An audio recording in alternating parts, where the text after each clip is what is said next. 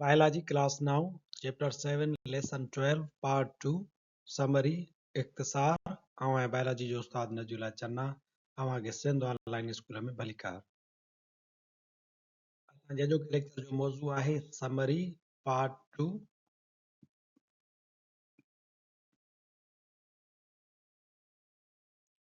असां summary part 1 में कुछ points वाज़े कयूं हुयूंसीं। हाणे summary part में बकाया जेके points आहिनि उन्हनि खे डिटेल सां बयान कंदा हलंदासीं।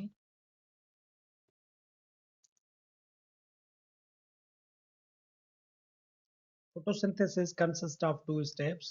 रोशनाई तरकीब वारो अमल ॿिनि स्टेप्स में थींदो आहे। नंबर पहिरियों स्टेप आहे लाइट डिपेंडेंट ऐं नंबर ॿियो स्टेप आहे लाइट इंडिपेंडेंट रिएक्शन। फोटोसिंथेसिस जो पहिरियों जेको मरहलो आहे उहो रोशनीअ जी मदद सां थींदो आहे ऐं ॿियो जेको मरहलो हूंदो आहे उहो रोशनीअ जे बग़ैर थींदो आहे। मिसाल जे तौर ते तव्हां ॾिसो त लाइट डिपेंडेंट जेको रिएक्शन आहे उन में सिज मां ईंदड़ किरणा ॾेखारियल आहिनि। उहे थाइलेकाइड डिस्क जे मेम्ब्रेन ते अची करे पवंदा आहिनि ऐं पोइ उतां इलेक्ट्रॉन जेके आहिनि उहे ॿाहिरि ख़ारिज थींदा आहिनि ऐं ATP ऐं NADPH पिणु पैदा थींदो आहे। हाणे हिते हिकिड़ो त तव्हांखे मिलियो ATP ऐं ॿियो NADPH।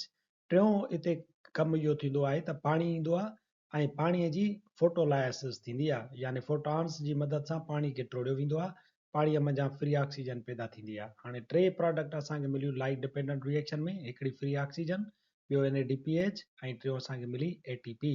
हाणे इहे ATP ऐं NADPH वरी दाख़िल थींदा आहिनि लाइट इंडिपेंडेंट रिएक्शन में। लाइट इंडिपेंडेंट रिएक्शन वरी किथे थींदो आहे, स्ट्रोमा जे अंदरि थींदो आहे। इहो पिणु क्लोरोप्लास्ट में अंदरि हिकिड़ो ऑर्गेनेल आहे। इन स्ट्रोमा जे अंदरि जेली लाइक इहो सब्सटेंस आहे, इन जे अंदरि एंजाइम्स थींदा आहिनि जेकी असां हिकिड़े पासे खां कार्बन डाइऑक्साइड बूटे में ॾिसूं था त दाख़िल थिए थी, स्ट्रोमा में उहा पहुचंदी त ATP ऐं NADPH जी मदद सां इहा कार्बन डाइऑक्साइड ग्लूकोज़ में तब्दील थी वेंदी। सो लाइट इंडिपेंडेंट रिएक्शन में असांखे छा मिलंदो आहे, ग्लूकोज़, ऐं लाइट डिपेंडेंट रिएक्शन में असांखे छा मिलंदी आहे, oxygen.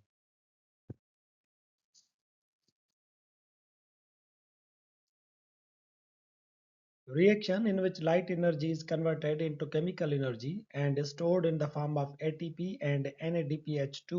This step is called as light reaction. जंहिं कीमियाई अमल में लाइट एनर्जी कीमियाई एनर्जीअ में तब्दील थिए ऐं ATP NADH2 जी सूरत में जमा थिए, इनखे लाइट रिएक्शन सॾिजे थो। लाइट डिपेंडेंट रिएक्शन या लाइट रिएक्शन असां छाखे चऊं था, अहिड़ो अमल आहे जंहिंजे दौरान असांखे ऑक्सीजन मिलंदी आहे ऐं असांखे ATP ऐं NADPH मिलंदो आहे, यानी लाइट एनर्जी कीमियाई तवानाई में तब्दील थींदी ऐं असांखे ऑक्सीजन मिलंदी आहे। इन स्टेप खे असां सॾियूं था light dependent reaction.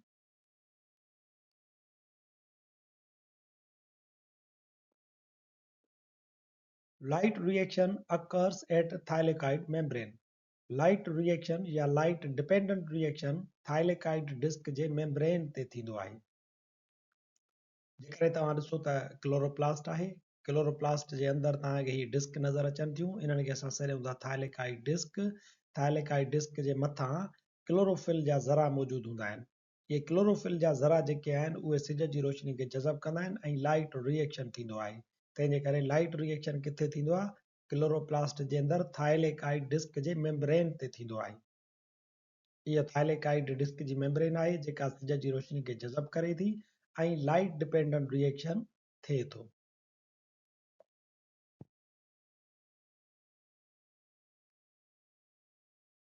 Reaction where captured light energy is converted into glucose from ATP and NADPH2 takes place in stroma of chloroplast.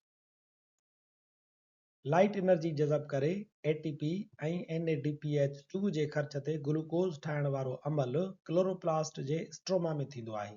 Chloroplast आहे, हुन जे अंदरि तव्हां ॾिसो था त हीउ जेको तीर सां ॾेखारियल आहे स्ट्रोमा, इहो जेली टाइप सब्सटेंस थींदो आहे। इन जे अंदरि DNA बि मौजूदु हूंदो आहे ऐं खोड़ सारा एंजाइम्स पिणु मौजूदु हूंदा आहिनि। इहे छा कंदा आहिनि, इहे लाइट इंडिपेंडेंट रिएक्शन कराईंदा आहिनि। हिते छा थींदो आहे त कार्बन डाइऑक्साइड ग्लूकोज में तब्दील थी वेंदी आहे। छाजी मदद सां तब्दील थींदी आहे, NADPH ऐं ATP जी मदद सां तब्दील थींदी आहे।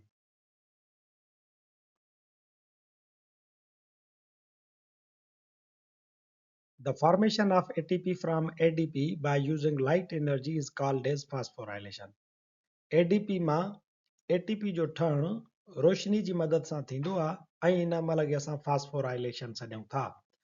ATP छा मां ठहंदी आहे? ADP मां। ADP छा आहे? ADP आहे adenosine diphosphate. Adenosine diphosphate. Di जो मतिलबु आहे ॿ, फॉस्फेट। हाणे ॾिसो त ADP में तव्हांखे ॿ फॉस्फेट नज़र अचनि था। जेॾी महिल जो रोशनी ईंदी इहो अमल थींदो आहे वञी करे असांजे थाइलेकाइड मेम्ब्रेन ते। हाणे थाइलेकाइड मेम्ब्रेन ते छा थी अचे? ADP थी अचे। ADP जीअं हिते पहुचंदी त हेॾां जेका सिज जी रोशनी अचे थी त इन जी मदद सां छा थींदो? फास्फोराइलेशन थींदी, यानी डाइफॉस्फेट में हिकिड़ो ॿियो फॉस्फेट जेको आहे एड थी वेंदो त पोइ थी वेंदो ट्राइफॉस्फेट, यानी टे फॉस्फेट थी वेंदा।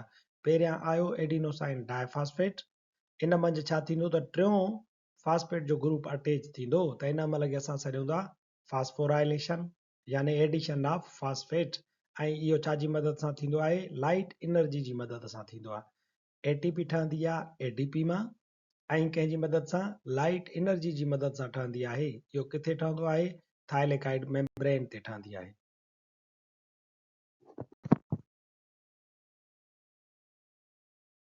Rate of biochemical reaction depends on some factors which affect the rate called limiting factors.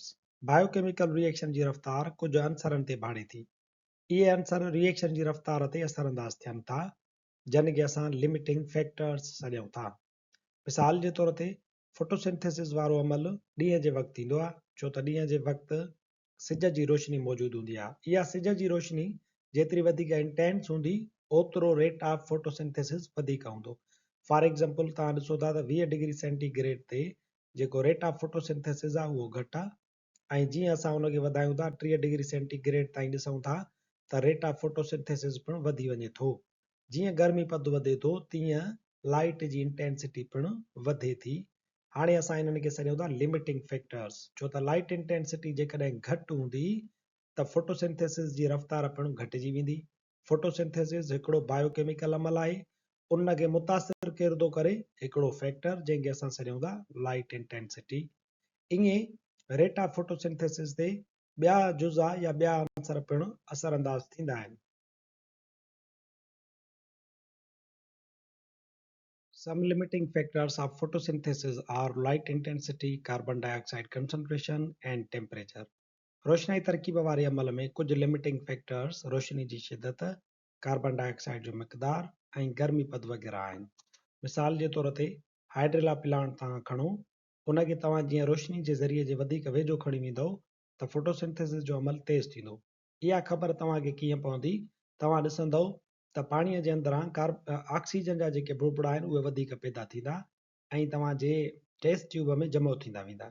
जीअं जीअं तव्हां बीकर खे हाइड्रेला प्लांट खे लाइट सोर्स खां परे कंदा वेंदव तीअं तीअं इहा ऑक्सीजन जी जेका पैदावार आहे उहा घटिजंदी वेंदी, यानी गर्मी पद फोटोसिंथेसिस जी रफ़्तार खे वधाए थो।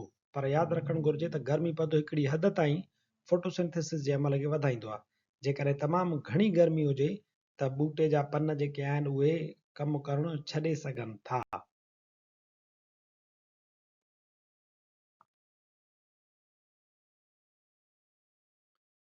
इन या पॉइंट सां गॾु असांजो समरी पार्ट 2 हिते पुॼाणीअ ते पहुचे थो। वरी हाज़ुर थींदासीं नए लेक्चर सां गॾु। तेसिताईं ॾिसंदा रहो सिंध ऑनलाइन स्कूल।